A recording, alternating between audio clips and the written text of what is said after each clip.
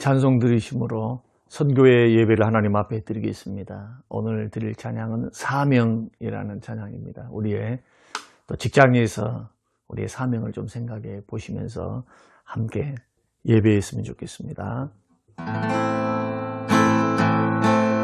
주님이 홀로 가신 그 길 나도 따라가오.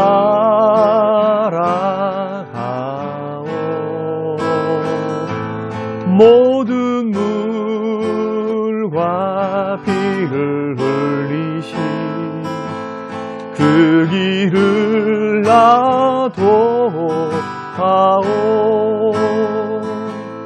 험한 산도 나름 괜찮소. 바다 끝이라도 나는 괜찮소. 죽어가는 저들을 위해 나를 버리길 바라오. 아버지 나를 보내주오. 나는 달려가겠소.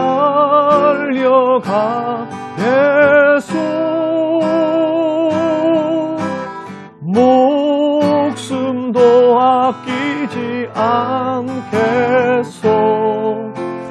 나를 보내주오. 세상이 나를 미워해도 나는 사랑하겠소.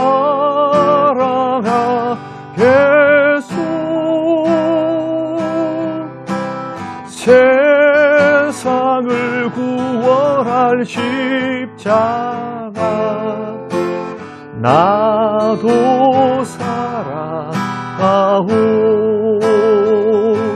생명을 버리면서까지 나를 사랑한 당신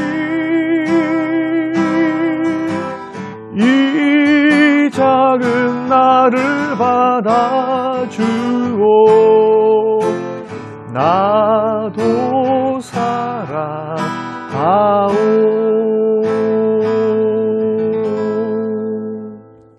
오늘 우리에게 주신 하나님의 말씀 누가복음 5장 1절에서 11절 말씀입니다.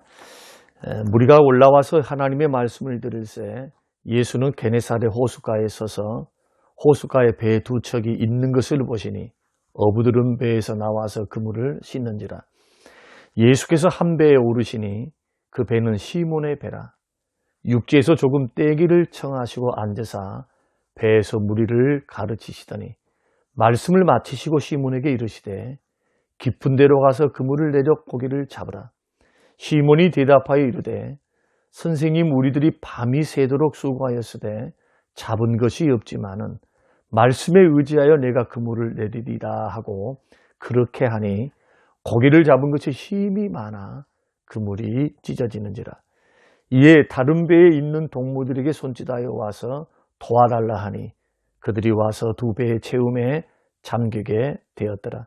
시몬 베드로가 이를 보고 예수의 무릎 아래에 엎드려 이르되 주여 나를 떠나소서 나는 죄인으로소이다 하니 이는 자기 및 자기와 함께 있는 모든 사람이 고기 잡힌 것으로 말미암아 놀라고 세베대의 아들로서 시몬의 동업자인 야고보와 요한도 놀랐습니다.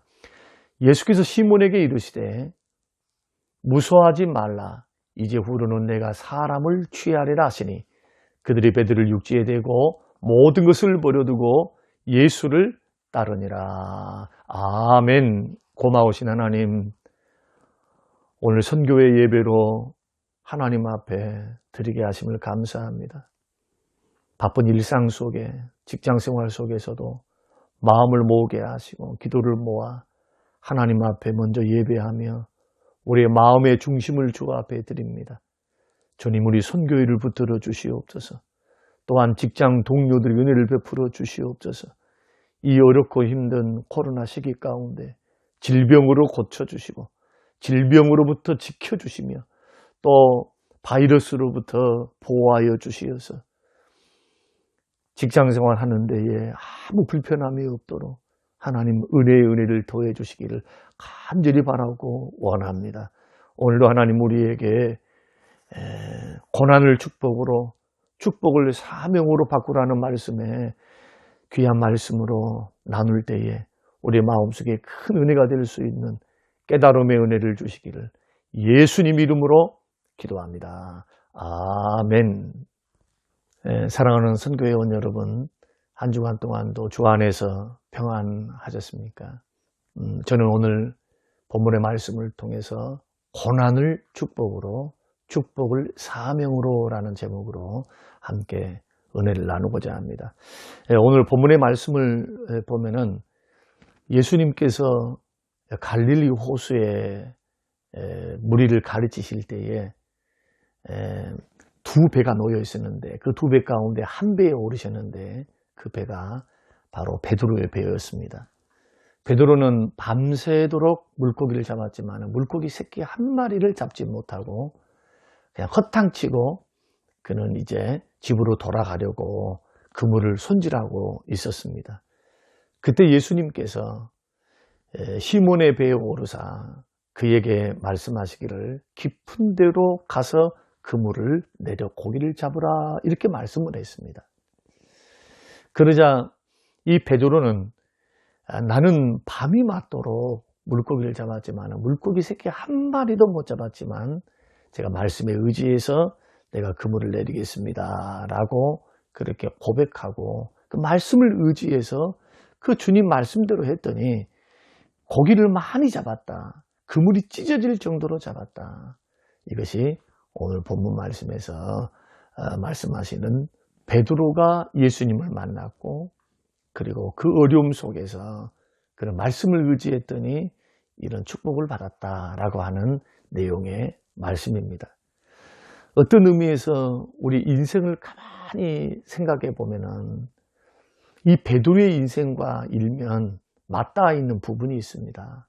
밤새도록 열심히 최선을 다했지만은 그러나 물고기 새끼 한 마리 잡지 못하는 인생. 고생을 열심히 했습니다.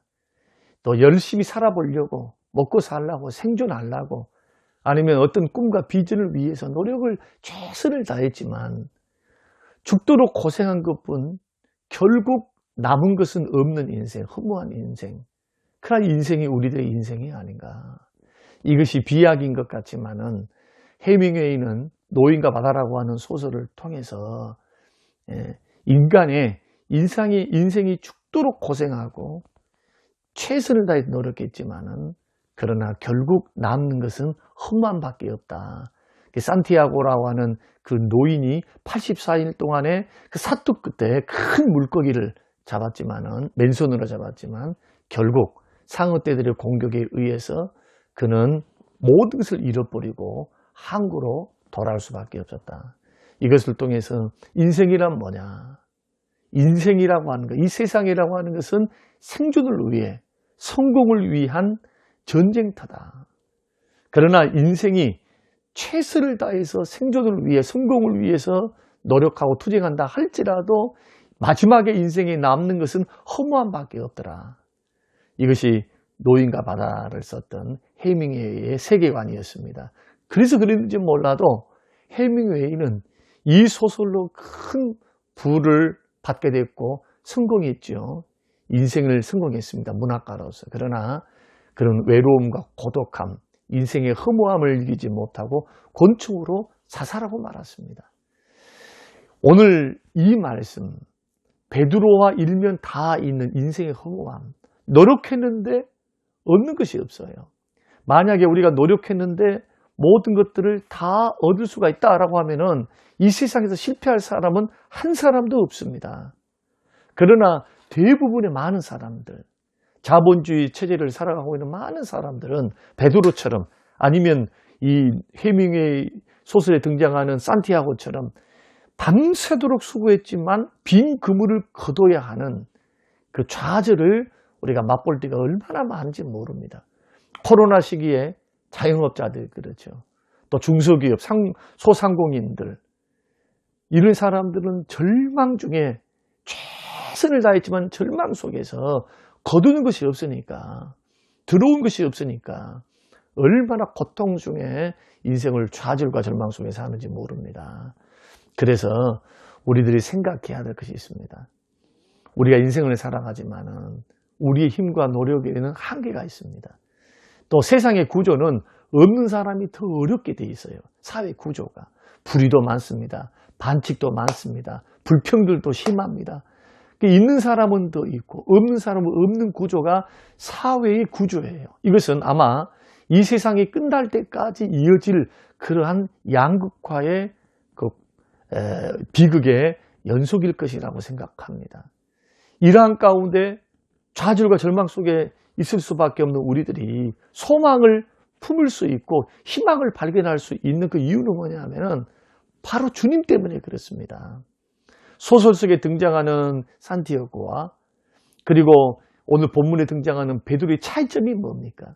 산티아고는 자기 힘과 노력으로 최선을 다해서 자기의 그 목표를 이루었지만 결국 남는 것이 없었다라는 비극으로 끝났지만, 베드로는 밤새도록 수고해서 물고기를 잡았지만 잡은 것이 하나도 없었지만, 그러나 결국 생명의 주님, 치료의 주님, 축복의 주님을 만남으로 인생 역전을, 해피엔딩의 드라마를 마무리하게 되었다라고 하는 것이 차이점이 아니겠습니까? 마찬가지입니다. 환경은 비슷합니다.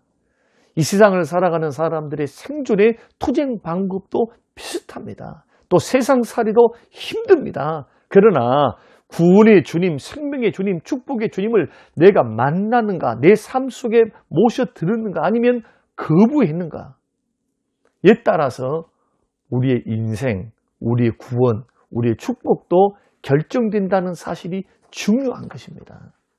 여러분, 오늘 본문의 베드로는 어떤 시기에 주님을 만났습니까? 그것은 절망과 실패와 좌절과 고난 속에서 주님을 만났습니다. C.S. 루이스라고 하는 교수님은, 영국의 교수는 우리 인생에 찾아오는 실패와 절망과 고난은 하나님의 메가폰이다. 하나님의 음성이라는 거예요. 우리에게 말씀하신, 귀 있다 대고 말씀하신 하나님의 음성이다.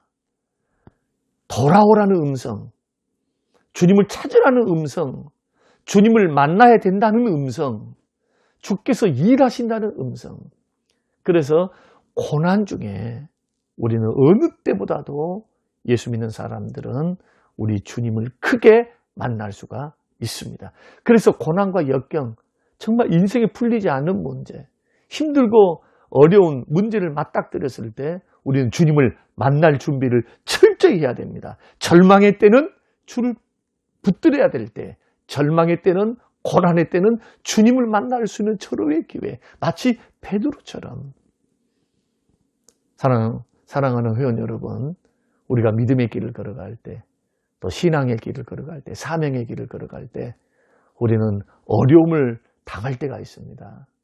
그때는 언제나 주님을 만날 수 있는 절호의 기회인 줄 알고 절망으로 좌절하거나 뒤로 물러가지 말고 여러분 주님을 붙들 수 있게 되시기를 주의 이름으로 축원합니다. 두 번째로는 말씀만 의지하여 일을 서야 합니다. 오늘 본문의 베드로의 성공, 베드로의 축복은 결코 베드로의 어떤 경험에서 일어난 것이 아닙니다. 비록 그가 바다에서 태어난, 또 바다에서 잔뼈가 굵은 그 어부였지만은 인간이 할 수 없는 일도 있습니다. 그게 자연 만물을 주관하거나 생사화복을 주관한 일들. 인간이 자기의 노력으로만 될 수 있다면 모두가 성공해야 돼요. 그러나 현실은 그렇지 않습니다. 살리고 죽이고 화를 당하고 복을 주시는 일, 생사화복을 주관하시는 것은 우리 주님만 하시죠. 그리고 또한 자연 만물을 주관하신 것도 주님이 하십니다. 우리가 축복받기 위해서는 시기와 우연도 따라야 된다고 자문이 말씀하고 있습니다. 우리의 노력도, 우리의 배경도 중요하고 실력도 중요하지만 반드시 환경적인 요인을 주께서 열어주셔야 합니다. 그래서 우리가 고난 중에서 그 고난이 축복으로 우리에게 돌아오기 위해서는 주의 말씀을 의지해야 됩니다. 도와주실 그 주님의 말씀, 우리에게 은혜를 베푸실 그 주님의 말씀. 베드로는 밤새도록 그물을 내렸지만 헛당쳤습니다. 그에게 주님은 말씀을 주셨습니다. 4절 말씀 보니까 깊은 데로 가서 그물을 내려 고기를 잡으라. 한 번 더 그물을 내리라는 겁니다. 이 말씀에 순종하기 위해서는 베드로는 두 가지 선택을 해야 했습니다. 하나는 뭐냐? 예수의 말을 무시해서 그냥 피곤하니까 집에 가는 것. 내 경험을 의지해서, 내 판단을 의지해서 나는 하루 동안 밤새도록 고기를 잡았는데 이 물고기가 지금 도망가서 없어 라고 하는 자기 경험에 대한 판단. 또 다른 하나의 판단은 내가 이 예수의 말을 듣고 허탕치더라도 한 번 다시 바다에 나아가는 결단입니다. 자, 이 결단을 할 때는 또한 베드로가 버려야 될 것이 있었습니다. 그게 뭐냐 하면은 자기 경험, 자기 지식, 자기 생각은 버려야 돼요. 그리고 붙들어야 될 것이 있었습니다. 그게 바로 주님의 말씀입니다. 주의 말씀. 오늘 5절 말씀 보면은 베드로가 말씀에 의지하여 내가 그물을 내리겠습니다. 그랬더니 어떻게 됐습니까? 고난이 축복으로 바뀌죠. 그물이 찢어지도록 물고기를 잡는 놀라운 축복을 받았습니다. 그렇습니다. 우리의 삶 속에서 지금 당하는 고난과 어려움들, 이것이 축복으로 변화되기 위해서는 지금까지 살아왔던 그 세상의 경험, 세상의 지식을 좀 내려놓고 하나님의 말씀에 우리의 마음의 문을 열어놓아야 합니다. 그래서 신명기 10장 12, 13절 말씀 보면은 이스라엘아 내 하나님 여호와께서 내게 요구하신 것이 무엇이냐? 곧 내 하나님 여호와를 경외하여 그의 모든 도를 행하고 그를 사랑하며 마음을 다하고 뜻을 다하여 내 하나님 여호와를 섬기고 내가 오늘 내 행복을 위하여 내게 명령하는 여호와의 명령과 규례를 지킬 것이 아니냐 그렇게 말씀하셨습니다. 고난 중에 실패 중에 어려움 중에 하나님의 축복을 나의 삶의 현장에 가져오기 위해서 말씀 순종밖에 없습니다. 예수님께서 마태복음에서도 먼저 그 나라와 그 일을 구하라. 그럼 이 모든 것을 더해 주시겠다. 모든 것을 더해 주시는 축복. 그것을 선행해서 주님의 말씀을 따라서 순종하는 것. 그 뜻 앞에 서 있는 것. 이것이 우리가 잘되고 행복하게 복받고 살 수 있는 비결이다 하는 것을 우리가 여기서 확인할 수가 있습니다. 그리고 한 걸음 더 나가서 예수 믿고 구원받은 사람들은 받은 축복에 만족하지 말고 이 축복을 사명을 붙드는 삶으로 나아가야 합니다. 자, 이 받은 축복을 사명으로 승화시킬 수 있는 그러한 인생과 삶. 오늘 10절 말씀 보면은 예수께서 시몬에게 이르시되 무서워하지 말라. 이제 후로는 내가 사람을 취하리라. 11절에 그들이 베드로를 육지에 대고 모든 것을 버려두고 예수를 따랐다. 축복이 사명이 되는 모습입니다. 그러니까 우리 모든 성도들은 받은 축복을 사명으로 바꿔야 돼요. 말씀을 순종할 때 우리는 축복을 받습니다. 약속의 말씀대로. 그러나 그 복을 왜 하나님이 주셨는가? 이것을 생각해야 됩니다. 나 혼자 잘 먹고 잘 살아라고, 나 혼자 잘 되라고 주신 것만은 아니다. 그 복이 사명이 되라고 주시는 겁니다.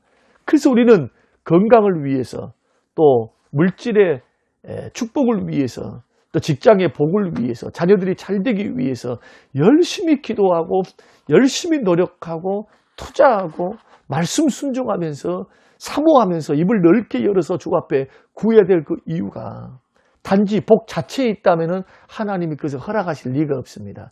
그것이 우리의 욕심이 될 수 있기 때문에. 그러나 이 축복이 사명이 될 때, 사명 감당함이 될 때 하나님은 아낌없이 우리에게 부어주실 줄로 믿습니다. 누가 그랬습니까? 베드로가 그랬습니다. 베드로는 그 축복을 사명으로 승화시켰습니다. 그래서 모든 것을 버려두고 예수를 따라갔어요. 사람을 낚는 어부가 되게 하셨습니다. 오늘날 우리는 베드로처럼 전폭적으로 우리가 전 세계를 들여서 사명을 감당하는 복음 전도자가 될 수는 없지만은, 각자 우리 모두 각자가 우리 몸된 교회를 받들고 선교회를 받들 수 있는 사명자가 될 수 있습니다. 여러분 이 사명을 위해서 여러분 복을 구하시고 말씀을 순종하시고 절망 속에 희망을 노래하셔야 돼요. 주님을 만나면, 말씀을 만나면, 그리고 그 말씀대로 순종하면 하나님은 우리에게 은혜 베푸신다. 고난이 변화에 축복되게 하신다. 이런 확신 앞에 우리 모두가 서서 주께서 물질을 주실 때, 축복을 주실 때 그대로 계시지 마시고 그 축복이 사명이 되도록 사명 감당하는 것으로 주의 몸된 교회를 위해, 선교를 위해, 또 여러분의 사명과 은사를 위해 투자하시고 드리고 베푸시고 섬기는 그러한 섬김들이 사명 감당함이 꼭 되어서 주님 주시는 귀한 복이 계속해서 차고 넘치는 우리의 인생과 삶이 되기를 원합니다. 이것이 우리 믿음 생활의 방식이요. 우리 믿음의 사람들, 사명을 받은 사람들이 걸어야 할 믿음의 길이다 하는 것을 다시 한번 확인하시는 이 시간이 되시기를 주님의 이름으로 축원합니다. 고마우신 하나님, 주시는 귀한 말씀 마음에 깊이 새기고 고난을 축복으로, 축복을 사명으로 변화시키는 믿음의 길 가게 하옵소서. 감사드리며 예수님 이름으로 기도합니다. 아멘. 지금은 부활이요 생명 되신 우리 주 예수 그리스도의 은혜와 아버지 하나님의 살아계심과 성령님의 충만 교통 위로하심이 영원토록 함께 계실지어다. 아멘.